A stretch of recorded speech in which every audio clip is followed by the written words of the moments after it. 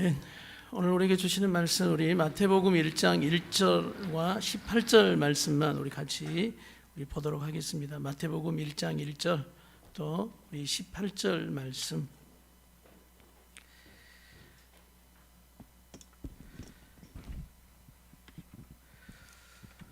우리 같이 우리 1장 1절 우리 같이 한번 말씀을 읽겠습니다. 다시 시작. 아브라함과 다윗의 자손 예수 그리스도의 계보라. 우리 그 다음 18절 말씀 우리 같이 한번 18절 시작. 예수 그리스도의 나심은 이러하니라. 그의 어머니 마리아가 요셉과 약혼하고 동거하기 전에 성령으로 잉태되는 것이 나타났더니. 아멘. 오늘 마태복음 이제 우리가 생명의 삶 계속해서 묵상하고 교태합니다. 또 마태복음 1장의 말씀을 통해서 오늘 우리 교회의 복음의 사명, 교회의 복음의 사명이라는 또 말씀 제목으로 우리 같이 말씀을 나누고 가고자 합니다. 아브라함과 다윗의 자손 예수 그리스도의 계보, 특별히 오늘 족보장으로 출발하잖아요. 이 족보장은 분명한 이분이 사실적인 인물이라는 것을 밝혀둔다라는 것이죠. 족보에 우리가 특징들을 이제 말씀드렸듯이 그 역사의 근원, 기원 이것을 분명하게 밝히는 말씀이다라는 것. 그러니까 족보가 정확한 것이죠. 그래서 우리 예수 역사적인 사실이 오늘 족보를 통해서 이처럼 드러낸다라는 건 굉장히 우리에게 참 확실한 증거 중에 하나입니다. 특별히 이 말씀을 또 유대인을 대상으로 또 쓴 대상이 유대인이 있거든요. 유대인은 굉장히 이 족보에 대한 민감함이 있죠. 그런데 더더욱 이 족보, 우리는 아브라함의 자손이다, 다윗의 자손이다라는 굉장한 우리의 족보를 자랑하는 유대인들에게 그 자손으로 오신 분 메시아 그리스도가 바로 예수 그리스도다라는 오늘 말씀을 통해서 확실하게 보여주십니다. 아브라함 유대인이라는 민족성이죠. 유대인 민족성. 그리고 또 다윗 왕. 그래서 유대인의 왕 예수 그리스도. 그러면서 이제 18절부터는 이것이 사람의 어떤 그런 사람의 계획이 아니라 하나님의 계획으로 성령의 잉태함으로 성령의 역사로 하나님의 일이 일어난 사건이다라는 것을 보여주십니다. 제가 유빈이 그 카톡에 링크를 하나 보냈는데 그거 한번 우리 같이 좀 보면 좋겠는데, 외국인이 그 조세푸스라는 외국인이 있어요. 청년인데 이게 찬양사에 가는 청년입니다. 그러면서 막 길거리 버스킹도 하고요. 또 전도도 다니고 막 이렇게 하면, 이거 말고 링크한 거 있다가 이제 전도를 하는데 아마 이 장면이 여수에선가 막 여수 버스킹 와가지고 전도하다가 좀 일어난 일 같은데, 어떤 그 할아버지를 전도하다가 할아버지가 이 조세푸스에게 막 질문해 대는 겁니다. 뭐라고 질문했냐면 예수 성이 뭐냐고 막. 그러니까 보통 우리가 어른들이 예전에 우리한테 묻잖아요. 성이 뭐냐? 그러면 뭐 김씨입니다. 어디 김씨냐? 그러면 김해 김씨입니다. 또 하나 또 물어보는 게 있죠. 요즘 뭐 청년들은 잘 모를 거예요. 뭔 파냐고 또 물어봐요. 뭔 파? 그래서 예전에 저도 뭐 할아버지가 계속 그걸 묻는 거예요. 어디 김씨냐? 김해 김씨입니다. 또 무슨 파냐? 그럼 그때는 뭐 이게 무슨 제가 듣기로는 세면파라 그래요. 세면파. 그래서 세면파 그냥 세면파입니다만은 뭐 파인지 뭔지도 모르는데 이제 그렇게 이야기해요. 왜냐하면 옛날 어른들은 이 족보나 이 혈통이 굉장히 중요하거든요. 네가 누구 자손이고 누구 자손 아래 뭐 몇 대 손이고 하는 것들이 굉장히 중요한 것이죠. 왜냐하면 그것은 분명한 그 존재라는 것을 밝혀두는 말씀이기 때문입니다. 그런데 전도할 때 이제 이 어르신이 이제 이런 것들을 질문해야 되는 거예요. 예수가 성이 뭐냐? 그러니까 전도하다가 이런 질문을 받지 못했겠죠. 예수 가만 보니까 이게 성을 뭐라고, 얘가 성이고 이름이 수님인가 뭐 이렇게 할 수도 없는 거죠. 하여튼 막 쩔쩔쩔 맵니다. 그러니까 막 이 어르신이 이제 쩔쩔쩔 매는 그 청년에게 막 공격하듯 질문을 그렇게 이제 해야 되는 그런 장면이에요. 여러분 한번 잠깐 한번 그 영상 한번 우리 같이 보면 좋겠습니다. 같이 한번 보겠습니다. 예수 성 알아 몰라. 예수가 뭔 성이야? 그렇죠. 성은 모르죠. 성 모르지. 우리 조상들은 성이다. 네. 그러니까 왜 제사를 보내냐 말이야. 엄마 아버지가 나를 낳아서 Oh, hi Boots So Handsome subscribers. We're here in Yosu. And because social distancing has gone back to level 1, street evangelizing has made its comeback. So here's the plan for Yosu. We are going to evangelize and busk. We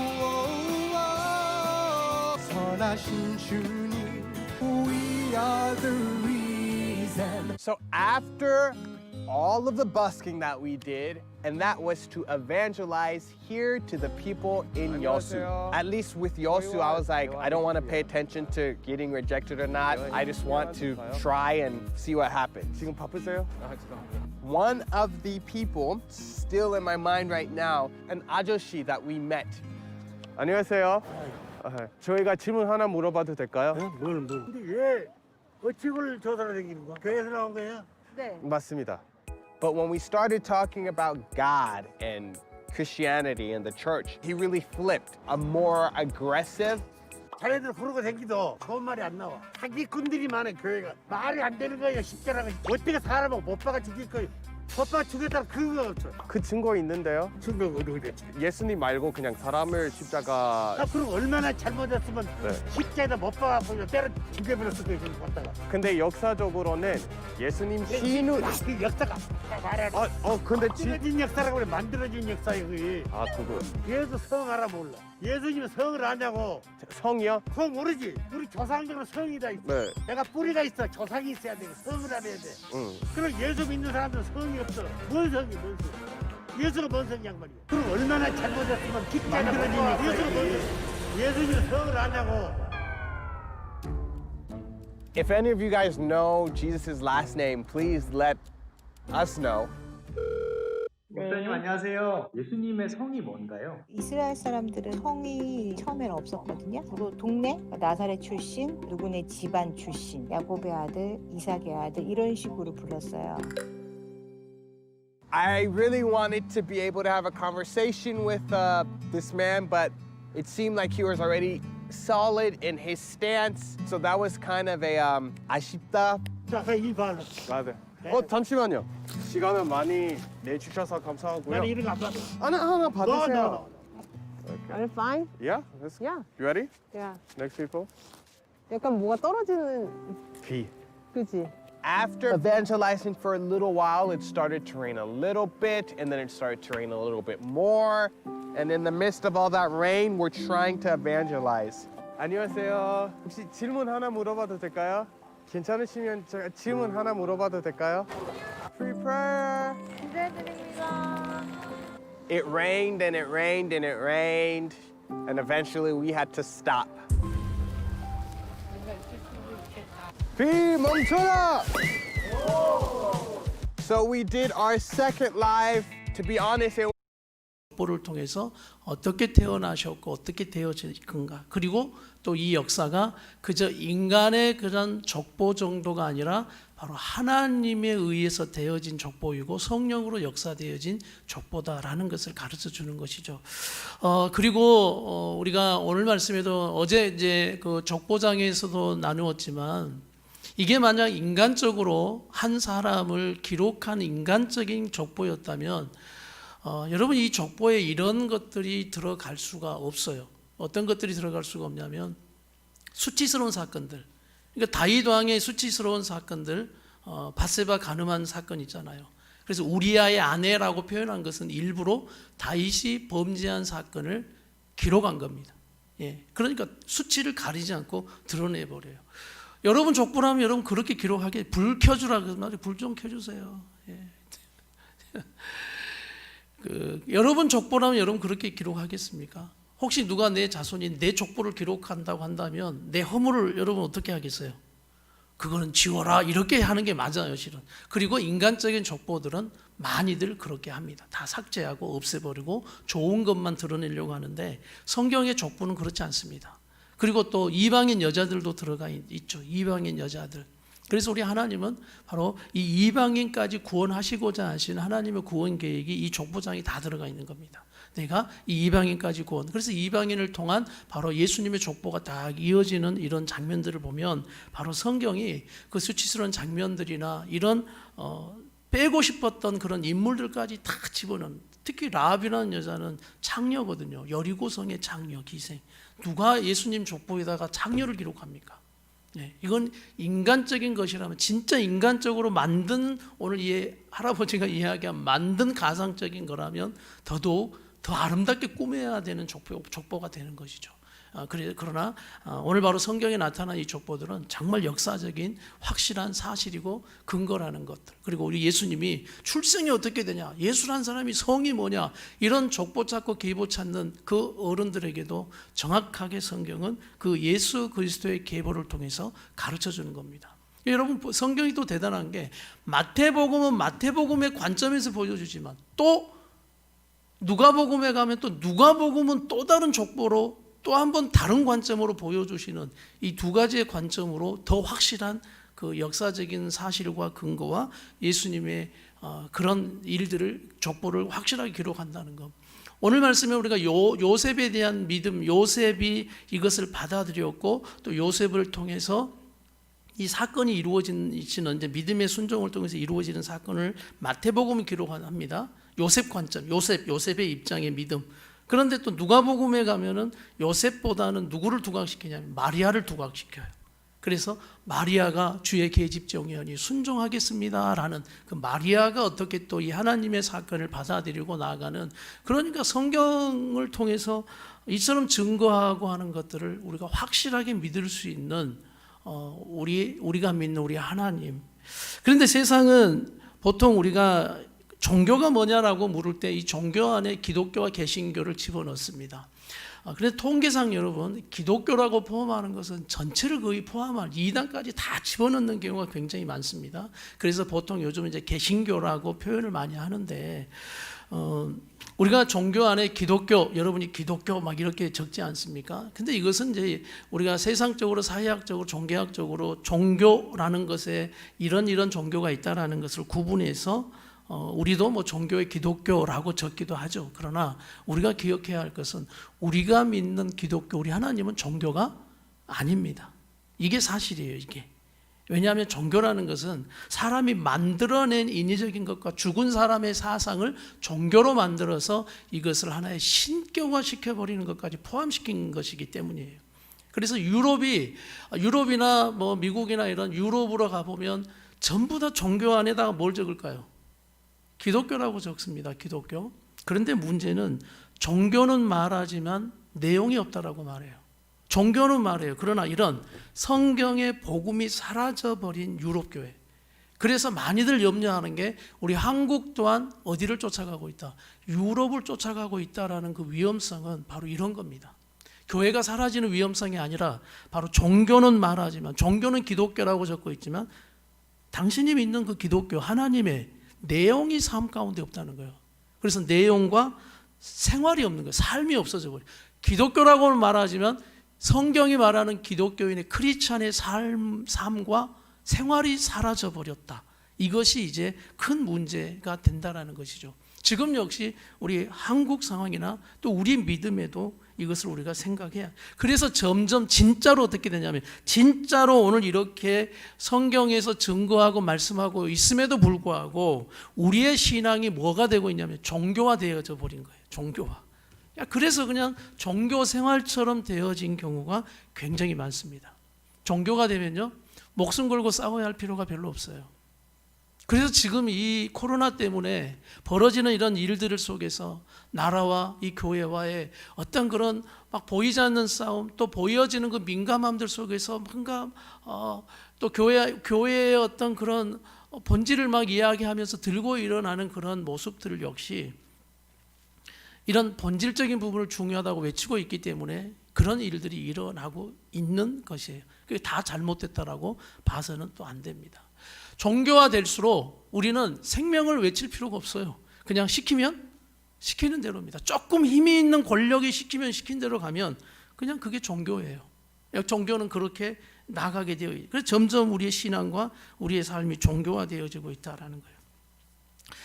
저도 요즘 그 강의들을 좀 많이 듣는 편이에요. 어떤 강의들을 듣냐면 또 성경적인 강의들을 좀 듣고 있고요. 또 하나는 이 코로나 시대에 앞으로 목회가 어떻게 될 것이냐, 또 어떻게 해야 되느냐라는 그런 인사이트의 좋은 강의들을 들으면서 저도 나름대로 생각하고 기도하고 있는 그런 시간들을 가지고 있습니다.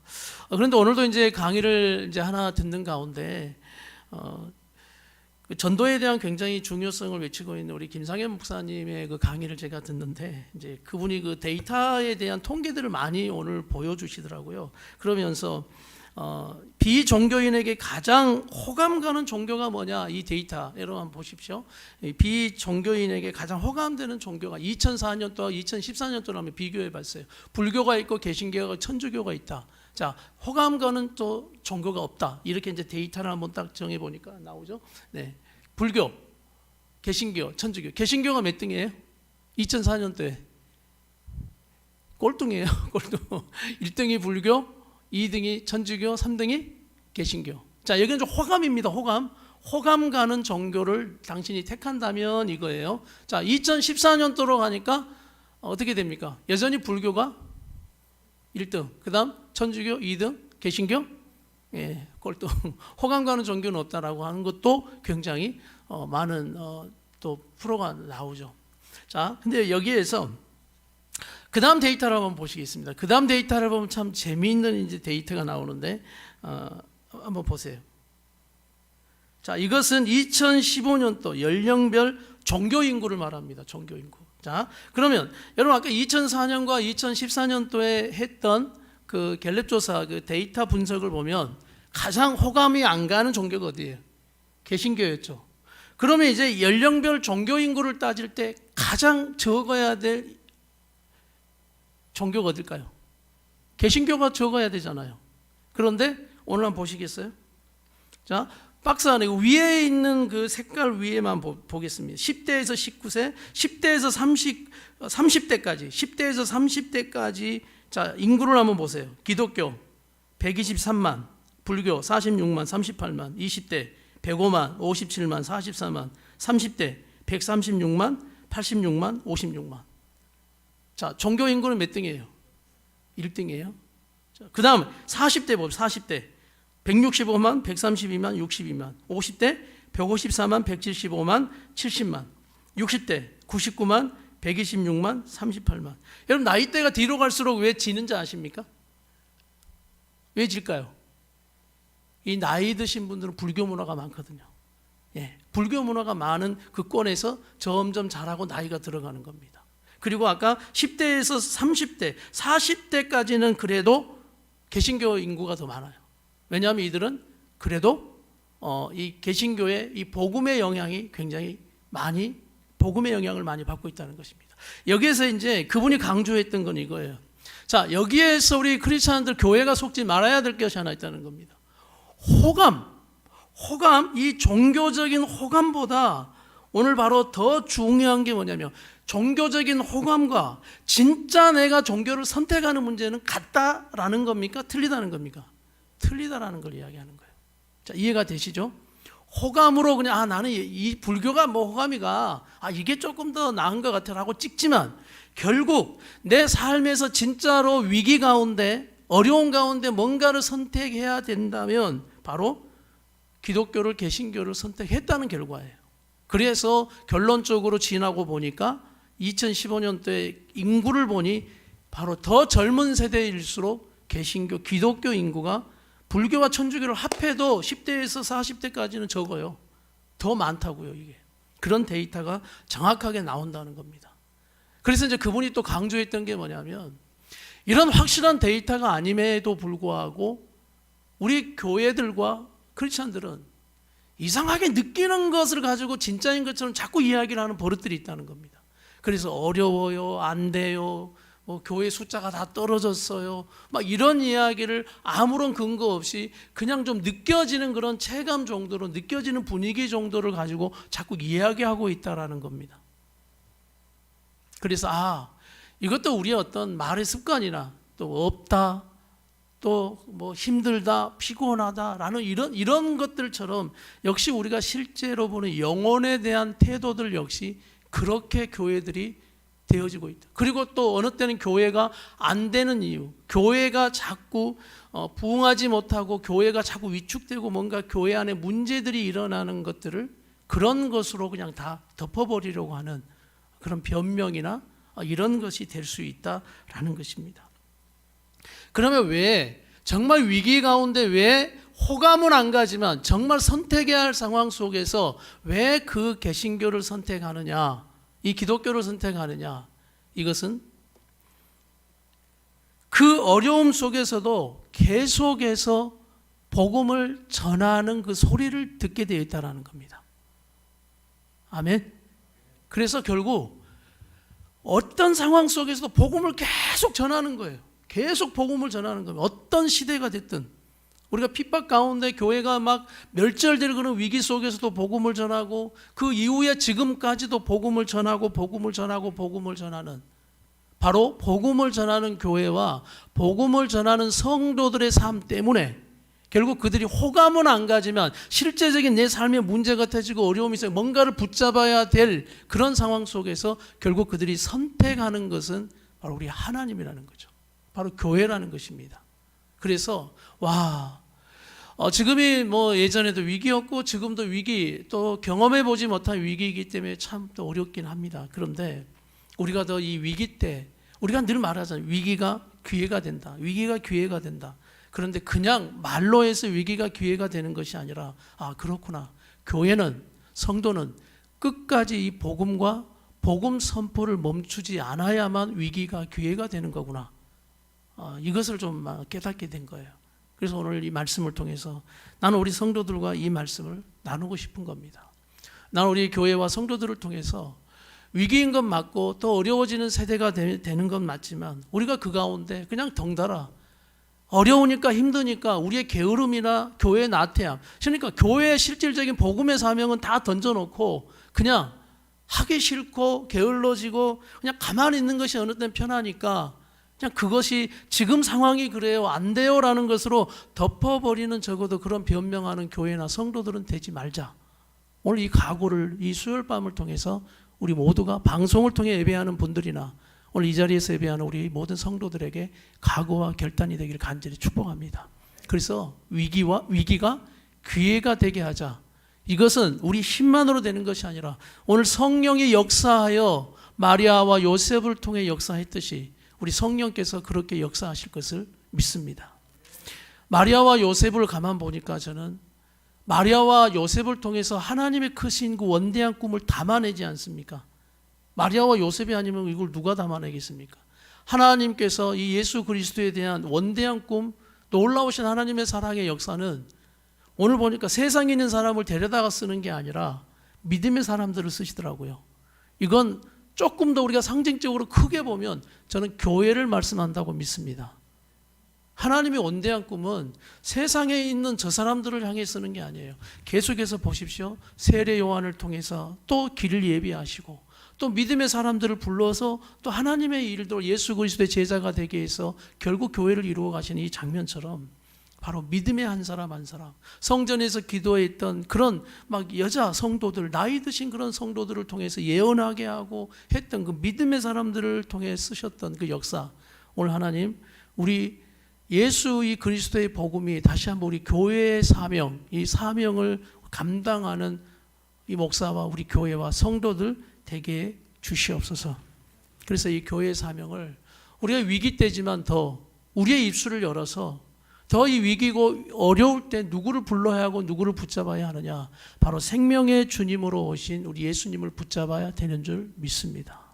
그래서 이것을 우리 입을 열어 계속해서 선포하는 겁니다. 또 전도하는 겁니다. 뭐 우리가 유튜브를 통해서 하든 어쩌든 막 유튜브를 올리는 것은 또 여러분 시험에 낙심되어서 신앙생활을 못하고 있는 그런 사람들 지금 많거든요.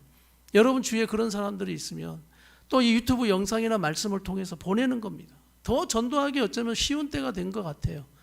더 어려우니까 더 우리가 예수를 부르고 예수 앞에 기도해야만 된다라는 이 생명의 복음의 예수 그리스도를 우리가 계속해서 입을 열어서 우리가 전도하고, 전도할 때 또 그리고 문이 다 교회 문이 자유롭게 또 열릴 땐 그 영혼들이 교회 안으로 또 들어오는, 또 구원받는 귀한 영혼들이 될 줄 믿습니다. 그래서 우리 모두가 이 위기가 기회가 되게 하시는 바로 우리 성령의 역사가 우리 교회에 있기를 간절히 축복합니다. 우리 함께 시간 다 같이 한번 기도하고 나갔으면 좋겠습니다. 성령님 역사해 주시옵소서. 우리가 어렵다고 핑계하지 않게 해 주시옵소서. 어쩌면 더 예전에가 더 어려웠을 수 있죠. 그러나 이 복음이 멈춰지는 게 위기입니다. 복음이 중단되어져 버리고 교회의 사명, 전도하고 생명 살리고 복음을 전하지 못하는 입을 막아버린 교회와 성도들, 주님 내 입도 그렇게 되지 않았, 내 삶도 그렇게 되지 않았습니까? 아니 이게 점점 종교가 되고 있는 내 삶, 우리 함께하는 성도들, 방송으로 예배하고 있는 성도들 역시 이 시간 깨어서 기도하십시오. 그 자리에 있지만 그것이 여러분의 편함이 되어져서 이제 하나님 앞으로 나오는 걸음이 점점 게을러져서는 안 돼요.